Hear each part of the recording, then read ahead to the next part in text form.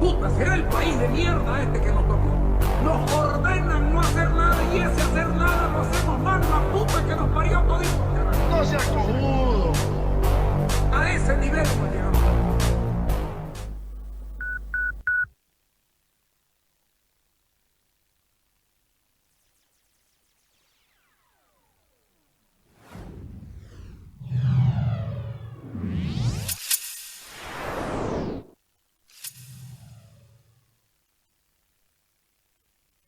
Señoras, señores, buenas noches. Hoy es miércoles 12 de octubre del año 2022. Le pido 20 segundos para que hablemos con el ingeniero Juan Carlos Sauma sobre el problema de los hídricos y del Urubó y de Porongo y Santa Cruz.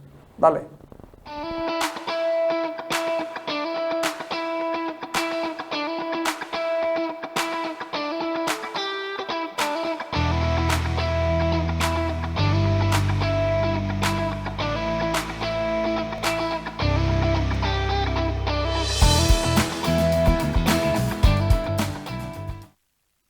Don Juan Carlos, o ingeniero, buenas tardes.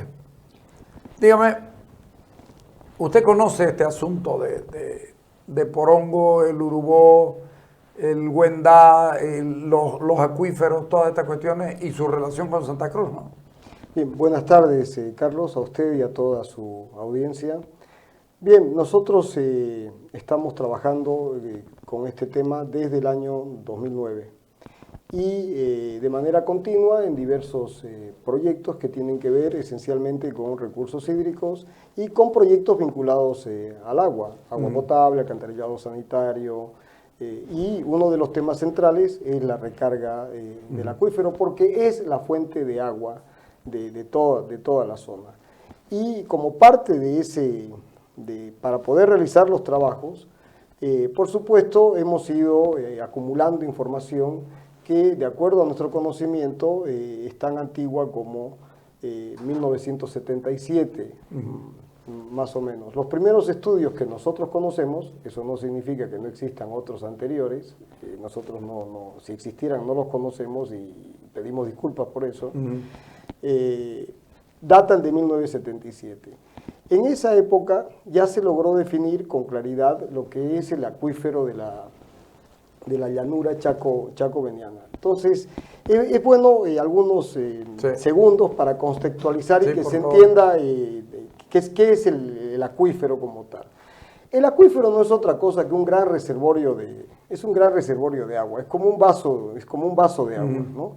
Solamente que ese reservorio natural que crea la naturaleza por topografía, está lleno de sedimentos. Es como si el vaso de agua estuviera lleno de arena o de tierra. Pero por supuesto, además de la tierra, tolera una determinada cantidad de agua. Entonces, es un reservorio natural que preserva el agua en excelentes condiciones cuando se lo cuida y que tiene una gran ventaja, es decir, no es necesario hacer inversiones gigantescas para generarlo, a diferencia de lo que sucede con los embalses artificiales donde hay que construirlos. Claro, hay que cuidarlo, ¿no? Hay que cuidarlo, exactamente, ¿no? Solamente hay que cuidarlo, ¿no? Y gerenciarlo, ¿no? En el buen sentido de la palabra. Entonces, el gran acuífero de la llanura chaco-beniana ¿Por qué se llama chaco-beniana? Porque incluye por los límites, es decir, uno de los límites es la cordillera, el subandino, es todo el subandino, el límite oriental, el límite occidental, perdón, oeste. El límite que está hacia el este es el precámbrico, o sea, es la roca que termina siendo el fondo de ese gran reservorio. Hacia el norte, debido a que uno va avanzando hacia el Amazonas, el sedimento es cada vez más fino, cada vez es menos posible la acumulación de agua. Entonces hay un límite a la altura del Beni. Sedimento fino es menos... claro, claro, fácil. Claro. Piensen esto, un montón de piedras acumuladas piensen en canicas con las que uno juega cuando es niño. Entonces pone las canicas dentro de un vaso de agua y uno puede llenar el vaso de agua junto con las canicas. Pero a medida que uno le va metiendo canicas cada vez más chiquitas, las canicas van ocupando el espacio vacío y eso genera que cada vez uno pueda meter menos agua. Y eso significa que la filtra encima. Claro, en la medida en que uno está trabajando con gravas y arenas, hay un proceso de filtrado gratuito, ¿no? Entonces, no solamente es un reservorio natural, ¿no?, que almacena el agua y que hay que cuidarlo, sino que además también hay un proceso de filtrado, ¿no? Entonces, realmente son condiciones excepcionales. Entonces, para responder su pregunta, ¿por qué se llama llanura chaco-beniana? Entonces, es porque ese gran acuífero, ¿no?, que tiene el país en realidad, tiene como límite occidental la cordillera de los Andes, límite oriental el Precámbrico, al norte los sedimentos finos en el Beni, y al sur la divisoria de aguas entre el río de la Cuenca del Plata y la cuenca del Amazonas. Ya. Entonces, en todo ese acuífero, uno va y en algunos lugares, con más éxito o con menos éxito, se perfora y se encuentra agua, ¿no?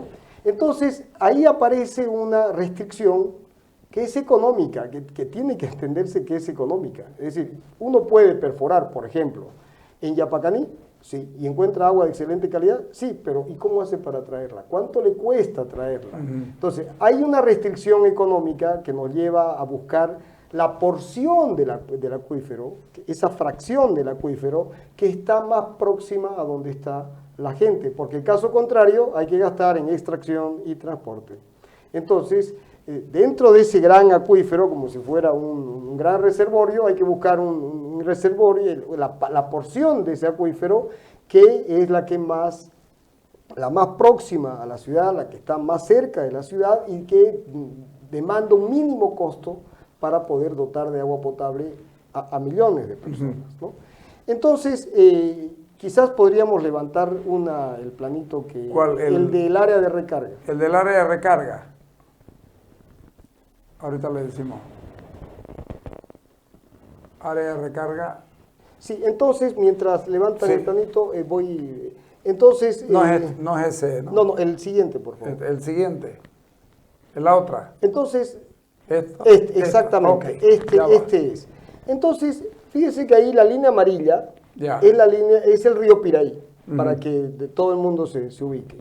En la parte inferior izquierda, mirando de frente, hay una flechita roja que es la zona de la angostura. Ya. Bien, entonces, cuando todo el mundo habla de que el agua viene desde las cabeceras de la cuenca del río Piraí, efectivamente es cierto, pero en términos prácticos tiene que entenderse que en toda esa zona hay gente y que consume agua. Entonces, cuando uno empieza a hacer un análisis de largo plazo con el problema de la crisis del agua que hay a nivel mundial y que estamos enfrentando en el país, Santa Cruz tiene que asumir de manera realista que hasta la angostura, el agua que se genera en esa zona, de una u otra forma la va a consumir. Va a ser consumida por su esa propia gente, gente. por su propia gente. Entonces, esa es una planificación responsable y que además no genera conflicto, porque si empezamos a pedirle a la gente de la cuenca alta que no consuma para que se la entregue a Santa Cruz, hay un conflicto. No tiene sentido, claro.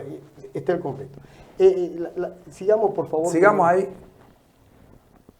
Entonces, el mismo efecto aparece con toda la cuenca verde, que es la cuenca de Espejos. Cuenca de Espejos. Es la cuenca de Espejos. Es el mismo concepto. La cuenca de Espejos está llena de gente, son todos productores de cítricos, de verduras. Entonces, ellos tienen todo el derecho de consumir agua. Entonces, la flecha que sale de Espejos, a largo plazo, para evitar todo tipo de conflicto, hay que asumir de que ese aporte también es, para Santa Cruz, es cero, porque va a ser consumido por la gente de Espejos. Entonces, ¿qué es lo que queda? Queda el área de infiltración del acuífero. Entonces, ¿cuál es el área de infiltración del acuífero de manera natural? Entonces, hay ese acuífero, que es el reservorio de agua, está dividido por el río Piraí y el que está en la margen derecha, es decir, hacia el este,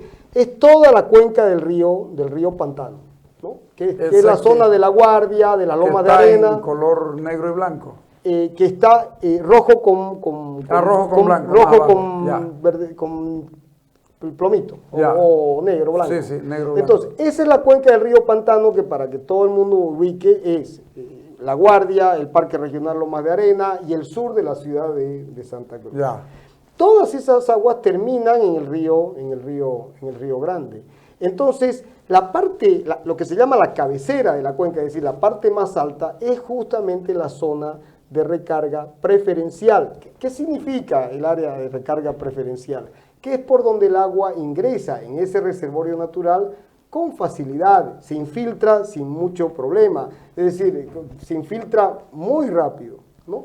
Entonces, lo mismo, de nuevo, lo mismo sucede ahora con la cuenca que se encuentra en la margen izquierda, que es la cuenca del río Güendá, que es justamente la que está hoy en conflicto, que es toda esa zona, que es zona de recarga la que está en verde. Claro, es exactamente la que está en la margen. Área de recarga preferencial Cuenca Río Güendá. Exactamente. Okay. Entonces, esa es la zona que al otro lado del río, en la margen izquierda, hacia occidente, hacia el oeste, recarga de manera preferencial el acuífero. Y luego se tiene la zona sur, ¿no? Que es la zona roja, que ahora voy a explicar qué es, ya, y la zona punteada, que también es parte del río Piraí. Entonces, ya, todo esto surgió después de más o menos esta caracterización así muy rápida, que un resumen que trata de ser didáctico y espero que así sea. Por favor, no la saquen, no la saquen. Ya. Se desarrolló en el transcurso de los últimos 12, 14 años, ¿no? Y, por supuesto, para poder llegar a esta caracterización se hicieron estudios geofísicos. Los primeros estudios geofísicos se hicieron con Zaguapac el año 2011, si es que la memoria no me falla, 10, 11, ¿no? En toda la zona del Urubó. Se hicieron 2 líneas de estudios geofísicos que justamente permitieron identificar que en toda la zona de las lomas de arena del Urubó es una zona de recarga preferencial. Es decir, es un lugar donde el agua ingresa de manera natural, porque justamente son lomas de arena, no son lomas de arcilla, son lomas de arena. Pero todo ese sistema se extiende hasta la naciente de la cuenca, porque he escuchado que no solamente recarga, no, es desde la naciente de la cuenca, entonces es toda la zona. Entonces se han hecho estudios geofísicos, inspecciones de campo, se han hecho mediciones, hay todo un sustento técnico. Se lo ha trabajado. Pero desde el año 2009, 10. Ya. ¿No? Entonces, esos dos reservorios, cuando uno evalúa sus superficies, más o menos la cuenca del río Pantano son el 40% y la cuenca del río Güendá es el 60%. Es por eso que se habla de 40-60. Es decir, el tamaño del reservorio que tiene capacidad de juntar agua con facilidad, recarga preferencial, ¿no? Está dividido en un 40% en el lado derecho y en el lado izquierdo, ¿no? Entonces, ese es el resumen con respecto al acuífero. Ahora, sí. Perdone, edad del agua 60 años, ¿qué claro, es eso? A ver, ahí viene todo esto, ese es el punto, ese fue el detonante para que podamos llegar a donde estamos hoy. Todo este trabajo, que tenía estudios de geología, de hidrogeología, con prospecciones geofísicas de campo y caracterización de cuencas y balances hídricos, ¿no? Todavía le faltaba una constatación de que realmente era área de recarga preferencial. Entonces, ahí es donde el año 2014-15 ingresa justamente la GIZ y hace un estudio isotópico del agua en toda la zona. Entonces, ese estudio, para ponerlo de manera muy simple, es como el carbono 14, permite la datación del carbono 14. Es un procedimiento similar que permite determinar la edad del agua. La edad que tiene. La edad del agua, ¿no? Entonces, se determinó que en toda la zona que ya se tenía más o menos identificada como de recarga preferencial, la edad del agua era menor a 60 años. ¿Y cómo se determinó así? Muy simple, o sea, el concepto. Sí, claro. Porque encontraron tritio, y resulta que el tritio solamente está en la atmósfera terrestre después de las primeras explosiones atómicas en 1940 y cuando Hiroshima y Nagasaki. Las pruebas, o sea, meses antes a Hiroshima y Nagasaki. Entonces, las explosiones atómicas pusieron en la atmósfera tritio y ese tritio ahora se detecta. Entonces, si usted tiene agua sin tritio, Significa que es anterior. Claro, y resulta que ahora en esta zona encontraron tritio. Eso significa que el agua, en términos geológicos, es extremadamente joven, menos de 60 años. Entonces, toda el área de recarga preferencial, en ambas márgenes del río Piraí, el agua tiene una edad de menos de 60 años. Entonces, esa área de recarga preferencial no queda la menor duda después del estudio isotópico que hizo la GIZ con un equipo de técnicos alemanes y donde el cruceño que participó en eso, me parece oportuno mencionarlo, fue el ingeniero Carlos Góngora, ¿no? Entonces, por favor, un poquito... De nuevo volver a poner... Porque con esto estamos llegando al final de esta... Entonces, luego, con el mismo estudio isotópico, determinaron la edad del agua en los pozos de la zona norte. O sea, la misma agua que se infiltra en la zona del área de recarga preferencial, ¿no? Por trazabilidad, hay un método que permite la trazabilidad, le volvieron a medir la edad en la zona norte y encontraron que la edad está entre 1200 y 1800 años. Es decir que el tiempo que tarda el agua de ir desde la zona sur, que es donde se recarga de manera preferencial, hasta la salida, un pozo cualquiera en la zona norte, por decir, por la zona al norte, quinto, séptimo anillo, octavo anillo, el tiempo que tarda la partícula de agua en recorrer eso son 1200 a 1800 años. Son tiempos geológicos. Entonces tiene que entenderse eso. Entonces ahora piensen... No, lo que tenemos que entender es que tenemos que cuidarla porque el tránsito es muy lento al final de cuentas. A ver, pensemos en esto. Sí. Exactamente ese es el punto. Pensemos que se corta el ingreso, por cualquier motivo. Cerramos el grifo al ingreso. El área de recarga preferencial la eliminamos por alguna forma y evitamos de que ingrese el agua en esa zona. Entonces, al otro lado, ¿hay agua? Sí, hay agua. Pero estamos empezando a consumir agua que tiene 1200 o 1800 años de antigüedad. En términos prácticos, es agua semifósil. Es decir que estamos empezando a consumir el Turril, a bajar porque no tiene ingreso. Porque es como que usted tenga su lavamanos y lo tiene lleno, bien, y entonces usted consume el agua y consume, pero si no le va agregando, en algún momento ese lavamanos se va a vaciar. Entonces uno dice, pero bueno, van a pasar 1000, 2000, 3000 años hasta que se vacíe. Claro, pero ahí también hay un problema económico. Un problema económico que tiene que ver con la tarifa. Porque a medida que voy consumiendo, voy bajando, entonces el costo de bombeo, primero la profundidad de los pozos, el costo de la infraestructura. Estamos en 350 metros más o menos, claro, bajemos a 800 o 900. Y yo le hago una pregunta, ¿su abuelo qué tenía? Mi abuelo tenía aljibe. Mi abuelo tenía aljibe. No sé si su abuelo tenía su aljibe, pero era en Santa Cruz de hace... Por supuesto. Tenían aljibe. ¿Eso qué significa? Que la gente sacaba el agua del aljibe y listo. Y manaba, ¿no? El concepto era manaba, subía, pero no era tampoco que se le iba a llenar algún día el aljibe. Claro. Era siempre con un poco de agua.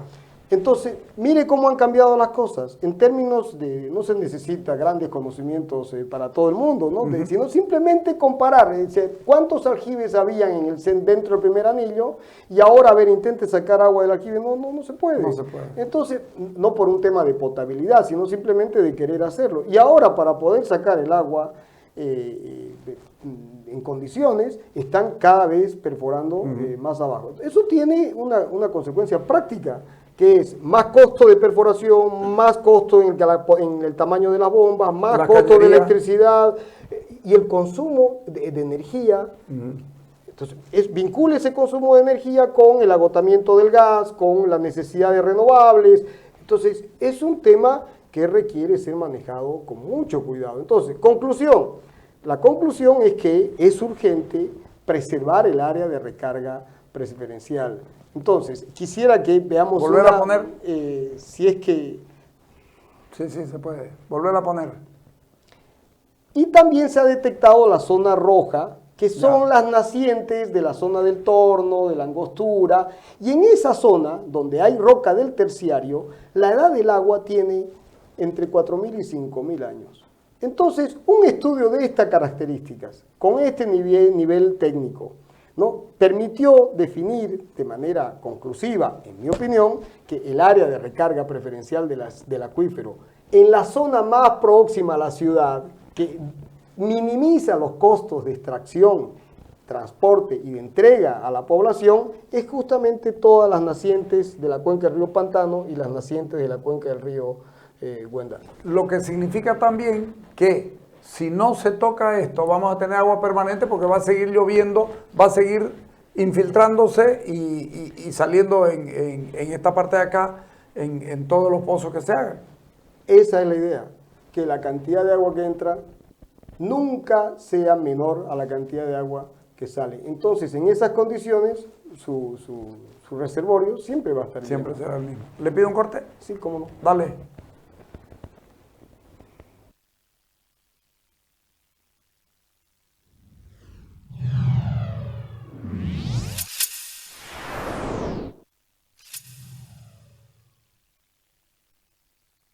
La Bay de Tank EV es una vagoneta 100% eléctrica disponible para entrega inmediata, 505 kilómetros de autonomía por carga, tracción inteligente a las 4 ruedas, controles en el volante y una tablet rotatoria de 15.6 pulgadas en el tablero. Para brindarte mayor información, contactate a nuestra línea gratuita 817-05-305 o escribí al WhatsApp 690 12 228. Distribuye Crown.